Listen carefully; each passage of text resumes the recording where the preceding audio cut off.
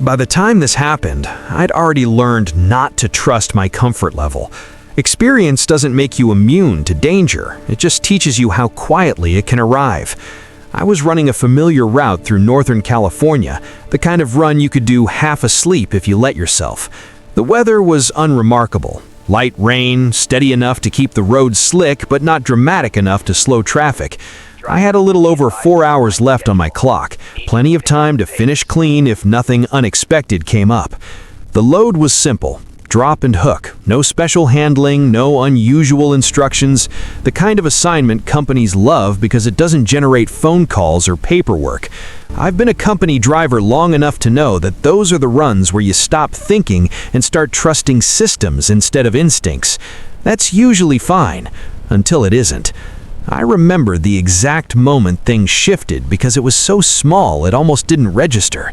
My GPS screen blinked, recalculated, and nudged the route line off the interstate. I hadn't touched it. I assumed it was a glitch. It happens. Signals drop, maps lag, software tries to be helpful and ends up being annoying instead. I glanced down, noted it, and kept rolling. Then my phone rang through the cab speakers. It was dispatch, or at least the number was right. The tone was right too. Calm, efficient, unremarkable. The voice said there was a reroute, a quick pickup before my scheduled drop. Nothing major, just a temporary yard they were using to stage equipment. That phrase stuck with me even then. Temporary yard. Our company doesn't do temporary yards. Everything has a name, a code, a paper trail. Even the sketchy places have identifiers. But dispatch changes plans all the time, and pushing back without a reason can make you sound difficult. I asked what I always ask first. What's the address? There was a pause. Not long, but noticeable. The kind of pause where you can hear someone doing something on the other end instead of thinking. Scrolling, clicking, looking for something that should already be there. The voice said they'd texted to me. The text came through almost immediately, and it wasn't an address. It was directions. Highway numbers, then a county road, then a private road near a fence line.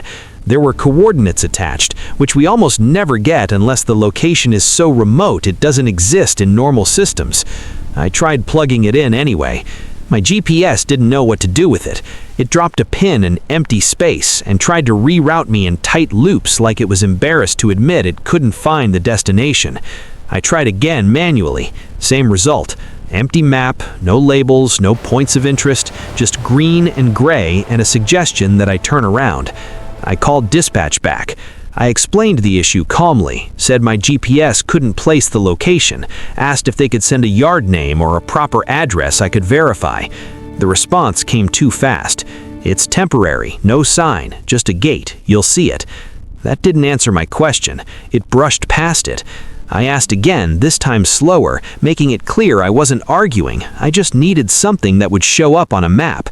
The voice repeated the same thing almost word for word, as if deviation wasn't an option. I took the off-ramp they instructed me to take. At first, nothing felt wrong. 2-lane road, trees on either side, a few driveways, the kind of place where you stay alert for deer and mailboxes and people who don't expect a semi rolling through at night. It felt rural, not hostile. Then the houses stopped. The road narrowed. The shoulders dipped sharply into ditches that would swallow a tire without apology. The rain softened the edges of everything, turning reflectors into floating points of light that seemed to hang in mid-air rather than marking distance. My GPS kept recalculating, insisting I'd missed turns that didn't exist. It tried to route me back toward the interstate, then gave up and spun the map slowly like it was searching for something to latch onto. I called dispatch again, partly to cover myself. I told them exactly where I was. County road, mile markers, the fact that there was nothing out here, no businesses, no visible yards. That's it, the voice replied immediately. You'll see a private road entrance. Go in. There was no hesitation, no confirmation, just instruction. I rounded a bend, and my headlights caught a sign mounted on a post. Private road, no trespassing. Beyond it was a gravel entrance cutting sharply into the trees. No lights, no buildings, just darkness swallowing the road almost immediately. The kind of darkness that doesn't reflect back at you, it absorbs. I slowed to a crawl and put my hazards on. I called dispatch again and pointed out the sign, told them it was clearly marked and that I wasn't comfortable taking a company truck onto posted private property without documentation. The response came back with a hint of irritation this time.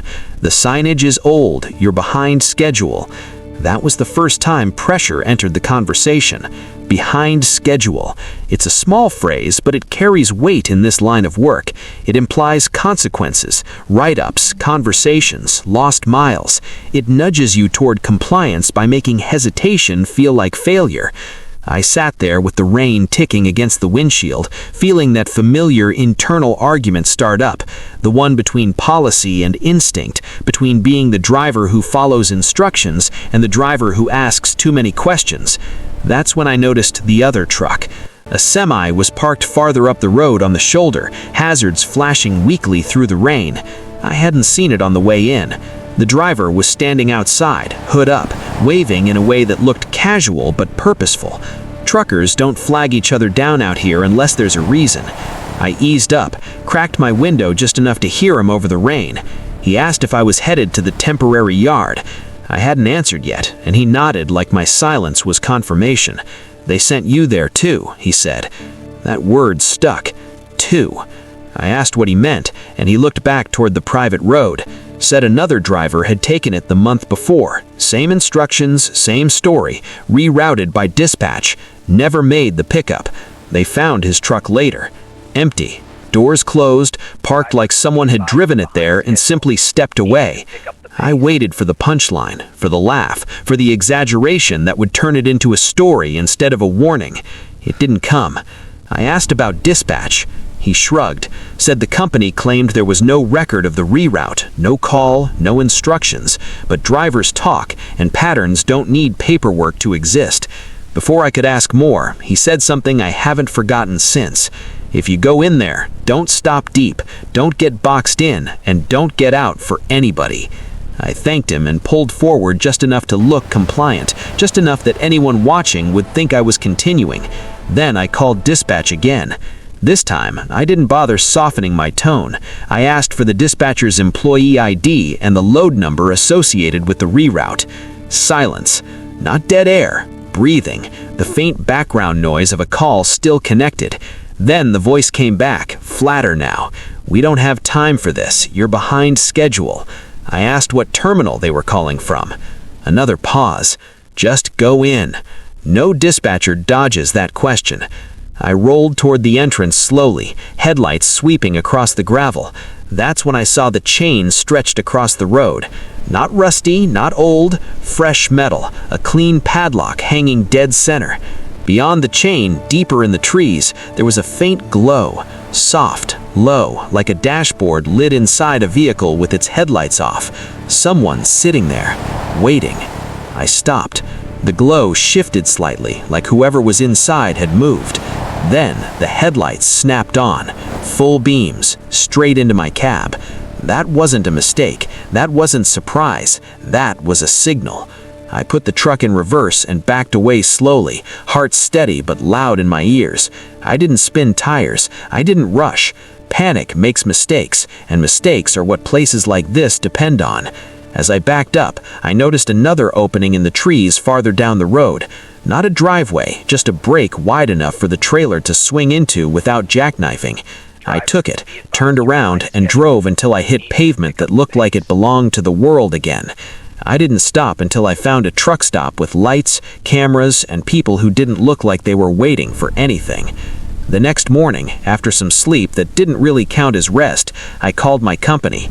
There had been no reroute, no temporary yard, no dispatch instruction.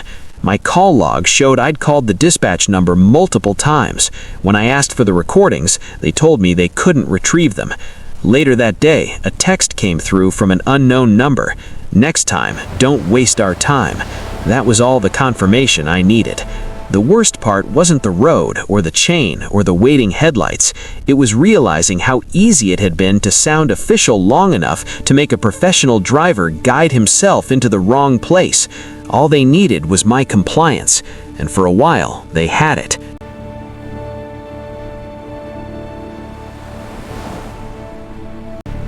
I've spent most of my adult life behind the wheel of a truck, long enough that the cab feels less like a workplace and more like a second body. Long enough that I don't confuse nerves with instinct anymore. When something feels off on the road, it's not imagination, it's pattern recognition. It's 20 years of repetition, noticing when something doesn't line up the way it should. That evening in Arizona was ordinary by every measurable standard. Clear weather, light traffic, nothing on the radio except static and the occasional voice drifting across the CB. I wasn't running late, I wasn't tired enough to be sloppy, I wasn't looking for shortcuts or favors. I was doing what I always do, keeping my lane, keeping my distance, and counting miles until the next planned stop. Out here, you learn early that politeness is optional, but caution is mandatory. You don't stop because someone waves. You don't pull over because someone says they need help. You don't open your door just because another driver sounds friendly. The desert is too wide, too empty, and too forgiving to people who want to disappear you. That's not paranoia, that's logistics. The first thing that caught my attention wasn't dramatic. It was subtle enough that if I'd been less experienced, I might not have noticed it at all. Another semi eased up alongside me instead of passing. Not aggressively, not impatiently. He matched my speed, sat there for a moment, then drifted back. A few seconds later, he pulled up again. It wasn't random. It was deliberate, like he wanted to be seen without drawing attention to the fact that he wanted it. That alone wasn't enough to set off alarms. Sometimes drivers do that to check something on another rig. Sometimes they're bored. Sometimes they're just bad at passing. But when he dropped back again and then reappeared a third time, pacing me just long enough for eye contact before slipping behind my trailer, I started paying closer attention. The CB crackled to life a moment later. The voice that came through was calm, conversational, and perfectly measured. Not rushed, not nervous, the kind of tone you hear from someone who's done this before and knows exactly how to sound helpful. He said my trailer lights looked wrong, flickering, inconsistent, something he'd want someone to tell him about if the situation were reversed. I checked my dash immediately. No alerts, no warnings. I checked my mirrors, craning just enough to get a clean look at the back end. Everything appeared normal. I'd walked the trailer at my last stop, hands on the connections, eyes on the seal. Nothing had been loose, nothing had been damaged. There was no reason to believe something had suddenly gone wrong in the last 30 miles. I questioned him, casually at first, asking if he was sure he had the right truck. He responded without hesitation, confident and reassuring, saying he was right behind me and that it was serious enough not to ignore. He framed it carefully, turning the situation into a test of responsibility rather than safety, the kind of framing that makes ignoring him feel like negligence instead of caution. I told him I wasn't stopping on the shoulder. He agreed instantly. That was the first real crack in the picture. Most people argue at that point. They push, they insist. Instead, he aligned himself with my reasoning so smoothly it almost felt comforting. He said he wouldn't stop there either, said it wasn't safe. Said the better move was to take the next exit, where there was a wide shoulder and more room to look things over. Public, controlled, sensible. Then he passed me. That's when the unease sharpened into something more focused. Normally, if someone is concerned about your equipment, they stay behind you. They want eyes on the problem. Instead, he moved ahead, like he already knew where we were going, like the conversation had been a formality. Dusk was settling in fast, that awkward window where your brain is still in daytime mode, but the world is already shifting into something less predictable. Shadows stretch, depth gets weird, distances lie. I told myself this was still fine, that the next exit would be lit, that if anything felt wrong, I could roll right back onto the highway without committing to anything. The exit came sooner than expected, and it wasn't what I was used to. No glowing gas station signs, no fast food logos advertising bathrooms and bad coffee. Just an off-ramp slipping into darkness, reflectors blinking like punctuation marks instead of invitations. He took it without slowing. I followed. At the bottom of the ramp, my headlights didn't hit pavement. They hit dirt. A narrow road cutting away from the highway, uneven and pale, the kind of surface you feel through the steering wheel before your brain fully registers what you're seeing. It wasn't built for trucks. It barely looked built at all. I called out on the CB, pointing it out, half expecting him to correct course or admit a mistake. He acknowledged it immediately, too smoothly, saying it was just a short stretch and that there was plenty of room ahead to pull off safely. The way he said it made my grip tighten. He didn't sound like someone discovering something alongside me. He sounded like someone confirming a plan. We rode deeper in the dark, the highway noise fading behind us until it felt sealed off, like a door closing. The desert on either side of the road swallowed my headlights almost greedily. No houses, no fence lines, no distant porch lights or radio towers blinking reassurance. Just scrub, rock, and open space that didn't care what happened inside it. That's when I saw the vehicles, 2 of them, parked off to the side where the road widened just enough to accommodate them. An SUV and a pickup, both dark, both positioned in a way that suggested intention rather than abandonment. No hazard lights, no open doors, no visible movement. They weren't broken down. They were waiting. My irritation crept in, sharp and cold, directed mostly at myself. I'd gone too far. I knew it. Every mile deeper was a mile harder to explain if things went sideways. The other truck slowed and pulled into a wider patch of dirt farther ahead, stopping in a way that didn't make sense. Too far from the road, too committed. He told it to pull in behind him so he could show me what was wrong. I didn't. Instead, I stopped short, keeping my tractor angled back toward the way we had come, wheels straight, enough room in front of me to move without maneuvering, an exit that didn't require negotiation. The SUV was angled toward the road just enough that it could swing out and block the path if needed. The pickup sat farther back, positioned like a backup rather than a primary actor. It wasn't random placement, it was coverage. The other driver climbed down from his cab. I couldn't see his hands. He stopped just outside the brightest edge of my headlights, where light breaks into shadow and details get unreliable. His cap was pulled low, his posture relaxed, almost bored. I asked him again what was wrong with the lights, keeping my window barely cracked. He didn't answer. Instead, he told me to open the door. Not asked, told, like the next step in a process we both understood. That was when the pickup's door opened and shut once. Not fully, not like someone getting out, just enough to make sound, just enough to signal readiness. The pieces fell into place with uncomfortable clarity. This wasn't one person improvising. It was a coordinated setup. One vehicle to box me in, one to approach, one to keep me cooperative by pretending to help. Possibly more I hadn't seen yet. I didn't argue. I didn't raise my voice. Confrontation turns situations like this into games, and games are what predators want. Instead, I keyed the CB and spoke loudly, clearly, like someone who expected an answer. I announced my location, claimed I was en route, referenced another unit, used language that sounded official without actually meaning anything. It wasn't real dispatch talk, but it didn't need to be. It just needed to introduce the idea that this wasn't private anymore. Then I laid on the air horn, not a warning tap, a full sustained blast that tore into the desert and refused to let go.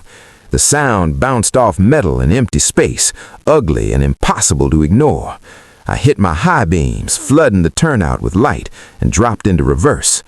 The driver took a step back. The pickup rolled forward just enough to show intent. That was confirmation. I backed carefully, feeling for traction, waiting for the moment the dirt would give way to pavement. For a second, I thought I might bog down. That hesitation felt endless. Then the trailer straightened and I turned hard toward the exit, scraping something solid on the way out. As I cleared the turnout, the man slapped my trailer hard enough that I felt it through the frame. Then I was back on the highway. Back where lanes existed, back where rules applied, back where witnesses were possible. I drove for miles without stopping, hands tight on the wheel, checking mirrors obsessively. At the next truck stop, one with lights and cameras and people moving around like the world is still normal, I walked my trailer again. Everything looked intact, except the seal.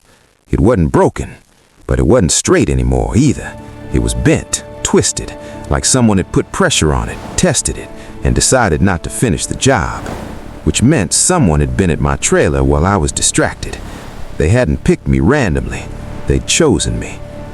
I finished the run. I didn't file a report that would dissolve into paperwork and silence. I wrote it up for the company in plain language, dates, times, route numbers, facts only. That's how I keep it from turning into something worse in my head. Since then, I don't follow anyone off route, not for lights, not for help, not for courtesy. Out in the desert at dusk, some exits aren't really exits, and some drivers already know which one they want you to take.